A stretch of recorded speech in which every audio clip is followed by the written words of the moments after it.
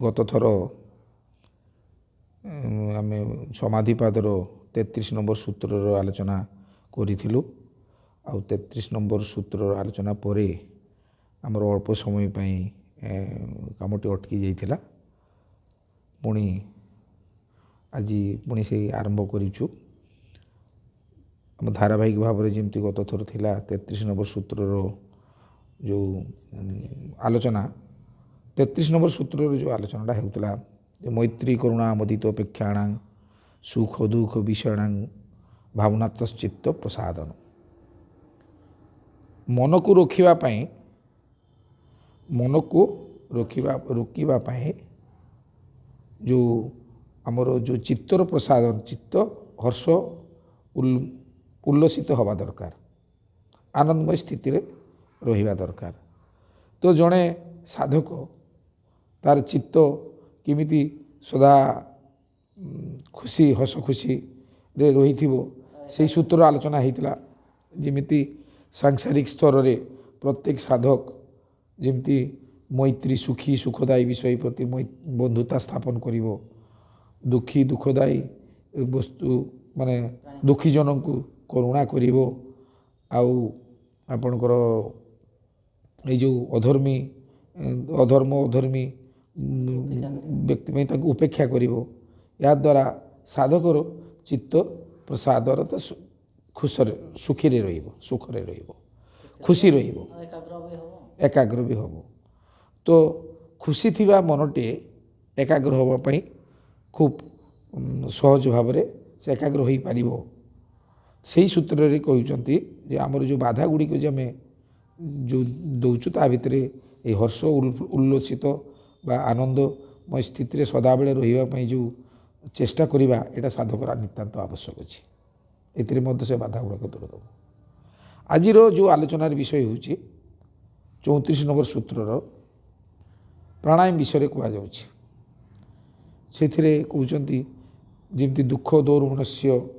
जो आमर जो आगुरी थिला अंगमेव जयत श्वास प्रश्वास यही जो अंतराय बा बाधक गुड़िक जो अच्छे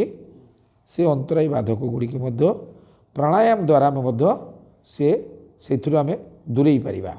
प्राणायाम द्वारा से अंतराय टी आम दूर कर दे पारिबा। ये प्राणायाम कौन से सूत्र रे कहउचंती 34 नंबर सूत्र होची प्रच्छोदन विधारण बा प्राणस्य अर्थात प्रच्छोदन होची भितरु बाहर करिबा विधारण माने बाहरु भीतर को नवा अर्थात भितरु बाहर करिबा बाहरु भीतर को नवा श्वास प्रश्वास यार जो चली गति ये श्वास प्रश्वास गतिर आम साधन करिबा। तो या साधारण स्तर में या कहुचे प्राणायाम जो प्राणायाम कहुचे प्राणायाम विषय आपण मैंने बहुत किसी जानी अन्य संस्था द्वारा प्राणायाम आलोचना सब कहुई जे एमती प्राणायाम करेंगे सेमती प्राणायाम करेंगे एमती श्वास प्रश्वास अटकिबे निश्वास जोर ने इत्यादि इत्यादि आमर ये जो प्राणायाम व्यवस्था मुनि समाज साधक मानकर महर्षि पतंजलिकर सूत्र हिसाब से महर्षि पतंजलिकर सूत्रर जो तार जो माने महर्षि पतंजलिकर से कौन सी निश्वास अटकिबा बा प्राण को अटकिबा व्यवस्था कह जाई नहीं जोटा कि आम सद्गुरुदेव भाष्य कले जोटा जो मैंने जबरदस्त भाव में प्राण को अटकेबा किसी समय रुखिबा बाहर रखा ये सब हूँ हठयोगी मान कार्य या द्वारा शरीर अन्य अंग प्रत्यंग गुड़िक या द्वारा क्षति साधन हम किंतु ये जो प्रच्छोदन विधान द्वारा आमर उद्देश्यटा कौन ना दुख दौर्मनस्य मनरे जो दुख जो इच्छा पूर्ति न हवा द्वारा जो मनर दुख ये जो विभिन्न प्रकार जो अंतराय गुड़िक जो अच्छी प्राणर गतिविधि गुड़िक आम ताकू संयम करिबा ताहले से आमर दुख दुर्मनस्वर भी चलीज ये एक साधनर व्यवस्था। तो सी साधन व्यवस्था रे कौन कहगला ना आमर जो श्वास प्रश्वास जो गतिटा जो अच्छी श्वास प्रश्वास जीवा आसवा करुचे से श्वास प्रश्वास रे निजको स्थिर होई मन लगे किसी समय ता प्रति ध्यान दवा देले धीरे धीरे धीरे धीरे श्वास प्रश्वास जो मिनिट रे 16 ରୁ 17 थर 18 थर जाऊँगी सी धीरे धीरे धीरे धीरे से आम मन दबा ध्यान दबा से धीरे धीरे धीरे धीरे कमी कमी कमी कमी आसो शांत हम प्राणर गति शांत आस्ते आस्ते धीरे धीरे शांत हम जो संध्या उपासना भी ताकू कहुई जगह माध्यम तो ये जो प्राण धीरे धीरे जिते स्थिर हम से मन भी मध्य स्थिर हम तो प्राण आउ मन दीटा हूँ आत्मार शक्ति किंतु ये दीटा जन्मरू आम सहित अच्छी किंतु जे जार काम व्यस्त आम जेहेतु ता प्रति आम ध्यान देना तार साधन करूना तेणु से एकाठी हो पारुना जोगरे जो व्यवस्था जो अच्छी तदादृष्टु स्वरूप अवस्थान ये भी स्वरूप स्थिति को जीवार एकमात्र ये भी गोटे मार्ग प्राण आउ मन जो स्थिर हो प्राणर स्थिरता सहित मन भी स्थिर हो तो ये प्राण मन जो स्थिर हो एका सागर मिशीजे से साधक स्वरूप स्थिति को पलैब आउ से आनंदमय स्थिति को अनुभव कर तदादृष्टु स्वरूप अवस्था आमर स्वरूप स्थितिटा हूँ आनंदमय स्थिति तो ये जो श्वास प्रश्वास जो वैज्ञानिक पद्धति ये वैज्ञानिक पद्धति रे जो श्वास प्रश्वास को रोकवा ये रोकवा हूँ जीवा आसबारे ताकू ध्यान दवा बा लक्ष्य रखा ये लक्ष्य रखिले सी श्वास प्रश्वास गति धीरे धीरे कमिब से गोटे उदाहरण दि जाइए जिमिति कौन सी कारखाना रे ऊपर चेमनी चली थाए चेमनी बहुत धुआं बाहर तो चेमनी जो बहुत धुआं बाहर तार कारण हूँ जे कारखाना रे सबू प्रकार मेसीन द्वारा काम चली जिते काम मेसीन गुड़े क्यों काम बंद हो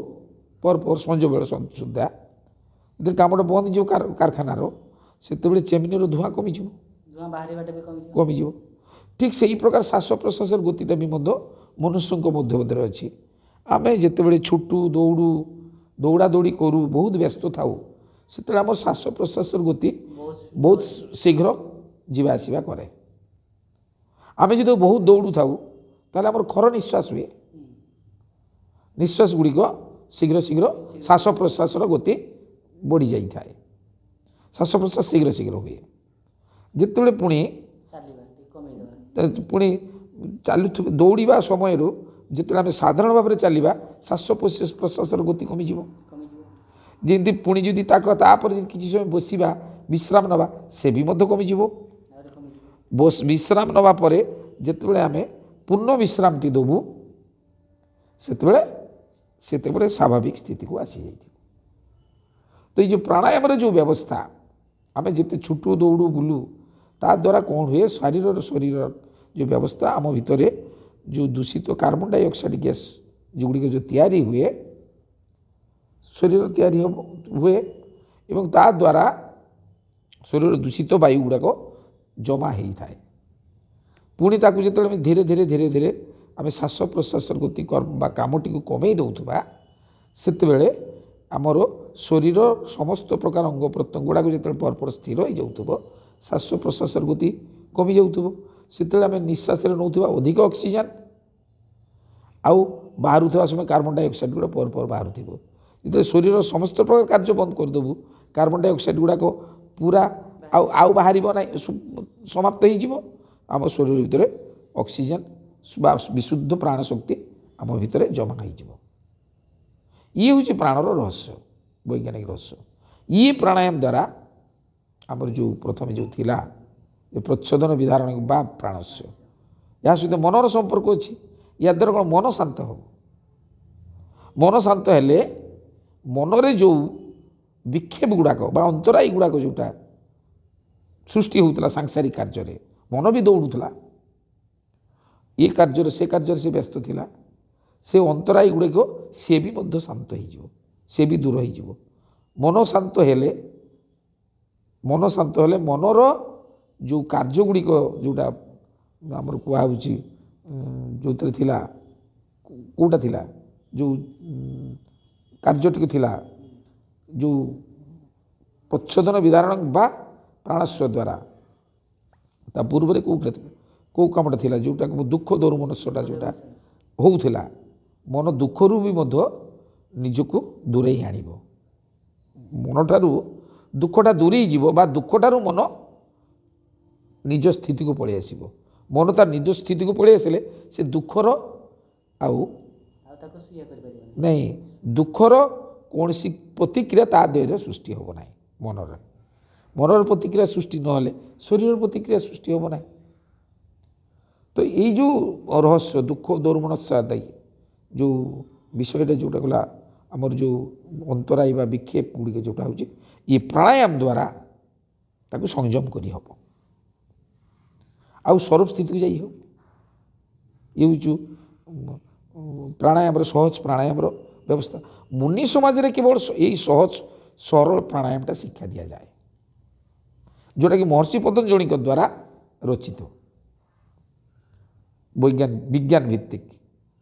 ବିଜ୍ଞାନ ରହସ୍ୟ। ସେଇଥିପାଇଁ ଆସନ ପରେ ପ୍ରାଣାୟାମର ବ୍ୟବସ୍ଥା ଆସନ ପରେ ହଁ ଯେତେବେଳେ ସ୍ଥିର ସୁଖମ ଆସନ ଯେତେବେଳେ ସାଧକ ଶାନ୍ତ ହେଇକି ସ୍ଥିର ହେଇଯିବ ସେତେବେଳେ ସୁଖମୟ ସ୍ଥିତିକୁ ଆସିଯିବ। ସେ ସୁଖମୟ ସ୍ଥିତିକୁ ଆସିଲା ମାତ୍ରେ ତାର ପ୍ରାଣାୟାମ ପ୍ରାଣ ବି ମଧ୍ୟ ପ୍ରାଣର ଗତିବିଧି ଗୁଡ଼ାକ ବି ମଧ୍ୟ ଶାନ୍ତ ଆଉ ସ୍ଥିର ହେଇକି ପରପର କମିଯିବ। ତ ସେଇଥିପାଇଁ ଆସନ ପରେ ପ୍ରାଣାୟାମ କଲେ ପ୍ରାଣାୟାମର ଗତି ଆମର କମିଯିବ ଯେଉଁଟାକି ଦୁଃଖ ଦୌର୍ମନସ୍ୟ ଯେଉଁ ଅଙ୍ଗର ଯେଉଁ ଶ୍ୱାସ ପ୍ରଶ୍ୱାସର ଯେଉଁ ଗତି ଦ୍ୱାରା ଯେ ଶରୀରରେ ଯେଉଁ ବିକ୍ଷେପ ଗୁଡ଼ାକ ସୃଷ୍ଟି ହେଉଥିଲା ସେ ଶାନ୍ତ ହେବ। ଇଏ ହେଉଛି